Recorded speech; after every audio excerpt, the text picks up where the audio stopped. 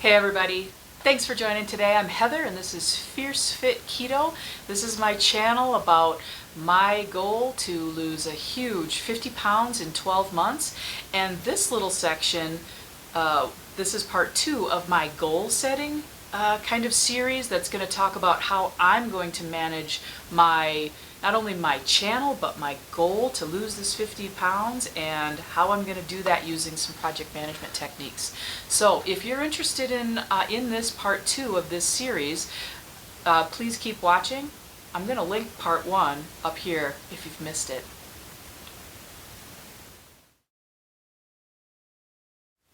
Hey there, thanks again for sticking with me. Once again, my name is Heather and this is Fierce Fit Keto. And this is my channel about losing 50 pounds in 12 months, and we're going to talk about some more goal setting today. So if you remember from my first video, we're already through starting out your goal setting with positivity. We are already through putting the things that you're thankful for in your life in order from most important to least important.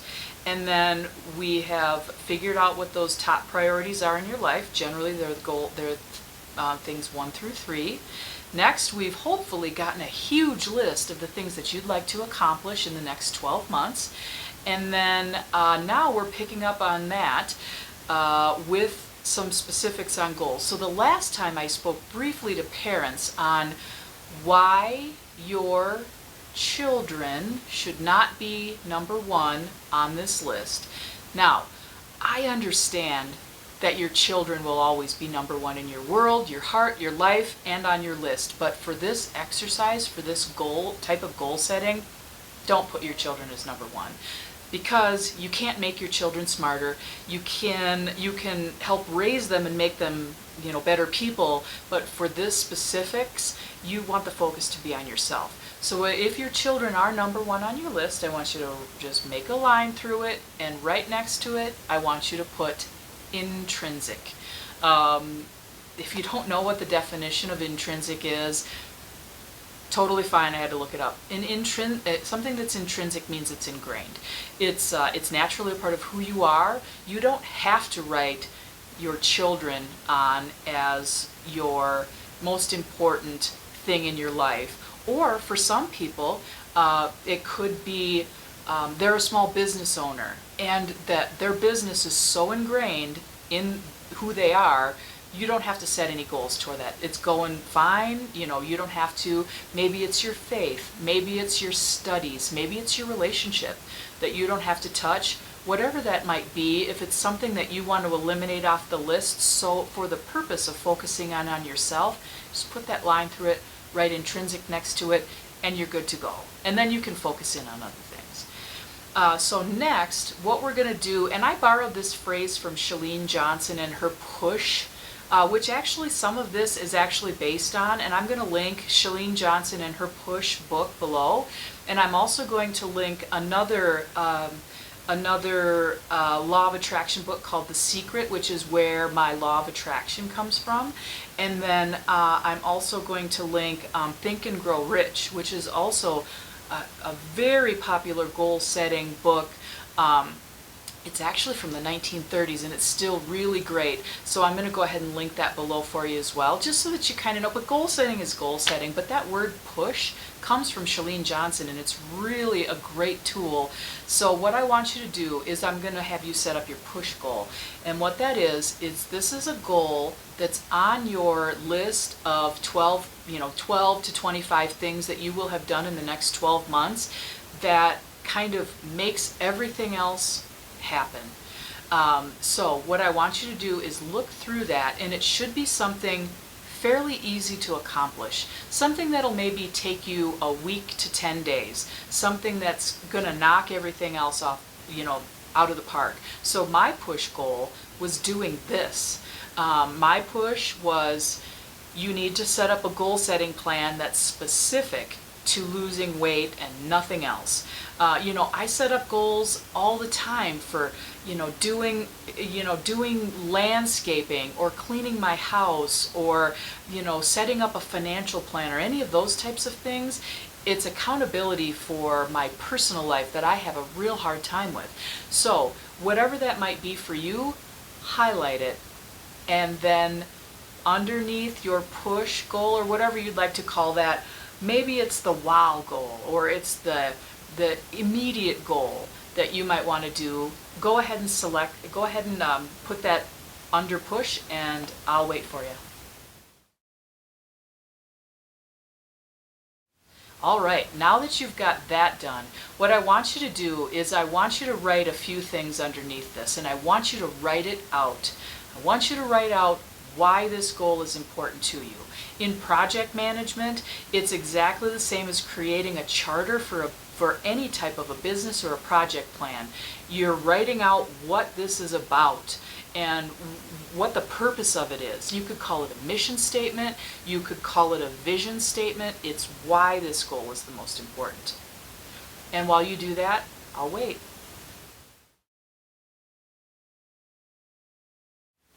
Now that you've got that done, right below that, I want you to start thinking about the things that you're going to do and the things that you're not going to do in order to accomplish these goals. So for example, this is going to be a brainstorming list of, in order to X. So in order to lose 50 pounds in the next 12 months, I will need to do the following. And I'm going to write a list right below that. It could be things from your super amazing list of all of encompassing things that you're going to do in the next 12 months, or it could be other things that are above and beyond that. So for me, it could be, in order to lose 50 pounds, I am going to implement a strict alternate day fasting schedule, and I'm going to adhere to it for 30 days. Or something like that. This is up to you, and it can change once you've completed it, or once you've gotten into it and you need to tweak it. You can always do that. But this is going to be the goal that's going to get you going. And I'll wait while you do that.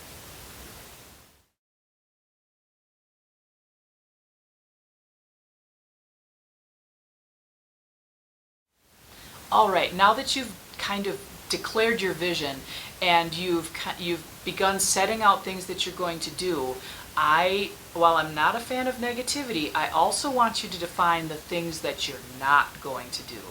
For example, I'm not going to quit. And I love the quote from Jess from Keto Rewind, who said, and I'm going to link her channel below. She's really inspirational to me, so thanks, Jess. What I'm gonna do here is, then I did the thing that I'd never done before. I just didn't give up. So that's a big thing for me. I'm not gonna give up. I'm gonna tell you the truth. I'm gonna let my gray hair show. I'm gonna be who I am, and I'm gonna do all of that. I'm also not going to cheat at all. That's one thing that I'm not going to support on this channel, is cheat meals. Planned or not, it doesn't work for me. It derails me. So the things that I'm going to put right there, I'm not going to give up, and I'm not going to cheat. Whether I don't have a loss for a month in a row, those things in and of themselves are successes. So while you write down a couple of things that maybe you're going to ixnay out of your path, go ahead and do that now. I'll wait. Excellent. So just to recap, a couple of things that we've done is we have decided what our intrinsic thing is, the thing that we don't have to worry about and that we don't sweat. And so my intention is to take the pressure off parents to say, well, I got to focus on my kids all the time, but if you're here and you're doing goal setting with me, then obviously you want to make some changes. So we've talked about our intrinsic thing, we've talked about our wow goal or our push goal if you're following with Charlene Johnson, and we are also talking about our vision, what we're going to do to create our vision, and then what we're not going to do.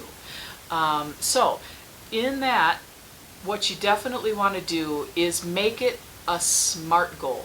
So SMART, when you're referring to goal setting, stands for, and see if I can remember it off the top of my head. Hey Google, what does SMART goal stand for?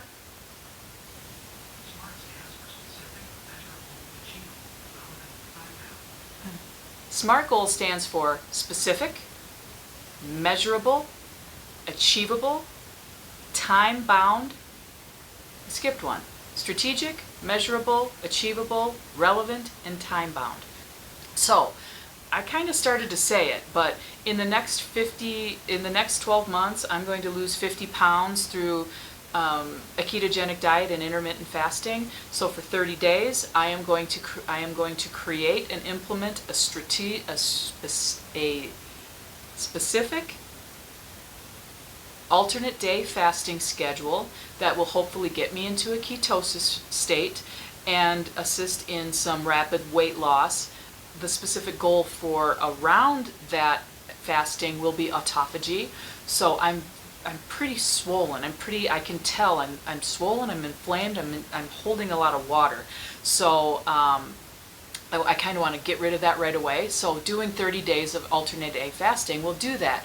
So what you want to frame it as is that it's specific, that it's achievable, it's absolutely something that can be done in a short period of time, it's relevant to your overall or your overarching goal, that it's time bound, so you've got a 30-day or a 10-day or something like that specific in that, and that that it's something that will help you ultimately achieve your whole goal. So by doing something that will hopefully click off a couple of things on that other big list that you have, a push goal is a huge thing. And so thanks for Shalene Johnson for that. I've never seen anything other than that. I've talked about SMART goals, and we talk about SMART goals in school and at work and all that kind of stuff, but that one's a new one.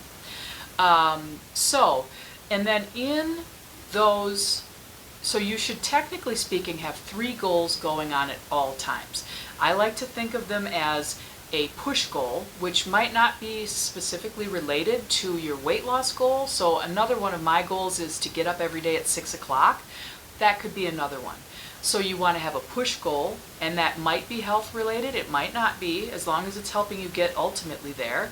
A SMART goal is a separate goal. It could be financial, it could be related to your relationship or something that's maybe not part of your overarching goal, and then a health goal. So my health goal is to lose 50 pounds in 12 months. My SMART goal is for the next 30 days, I'm going to wake up at 6 a.m. every day for the purpose of working out, maybe doing some YouTube stuff, maybe cleaning my house and leaving time free after work for meal planning and meal preparation, that type of thing. And then my push goal is that for the next 30 days, I'm going to follow a rigorous alternate day fasting schedule to hopefully lose 10 pounds, which is, my math says that 20% of my whole goal.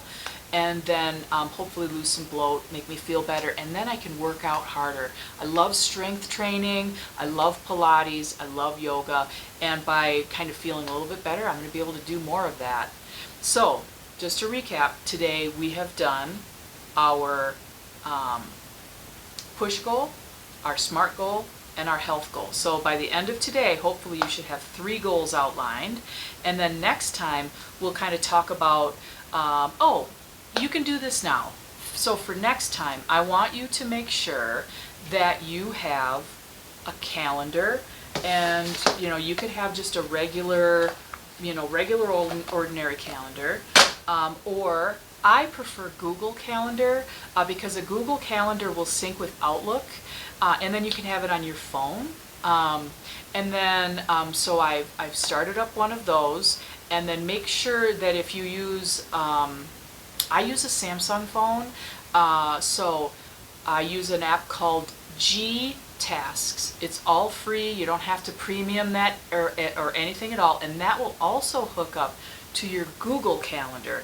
So what that's going to allow you to do is, once we start planning out our days a little bit, you'll be able to start ticking some things off. And let me tell you, ticking things off of a to-do list is one of my most favorite things. So before next time, I want you to go ahead, Google Tasks or G-Tasks and the Google Calendar, or get yourself a planner. I'm also a certified Franklin Covey time management trainer from long ago. If you still use like a Filofax or a Franklin Covey time management planner or a regular calendar, and you'd like to have a little refresher on maybe how to work a Franklin Covey system, leave a comment below. Maybe I'll record something like that. I can dust it off and go through that. And I still have Filofax planners and stuff around that I could show you how to do that. So once again, thanks for joining in on some goal setting. My name is Heather with Fierce Fit Keto, and until next time, we'll see you later. Bye.